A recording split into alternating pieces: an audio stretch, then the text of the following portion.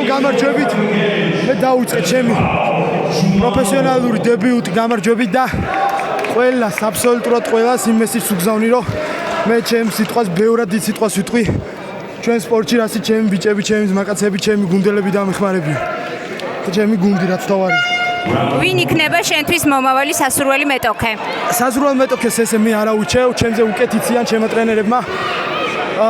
ვისთან უფრო მეტად განვითარდები.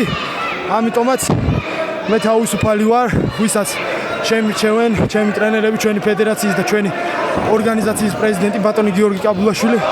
მასთან გავმართავ ჩემს შემდეგ ბრძოლას. არა ჯერჯერობით ამაზე ჯერ ადრეა საუბარი. ვაპირებ დასვენებას და კიდევ უფრო მეტად დახვეწას ჩემი საბრძოლო უნარების. ბრძოლის დროს იყო რამე რთული მომენტი შენთვის?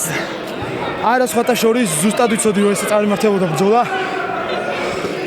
უმალიც გეგმავდი გამარჯვებას. თუმცა ესე მოხდა. კმაყოფილი ხარ შენი ბრძოლის თუ რამე შეცვლიდი? უკეთესად უნდა გამოსულიყავი, მაგრამ გამოსწორდი.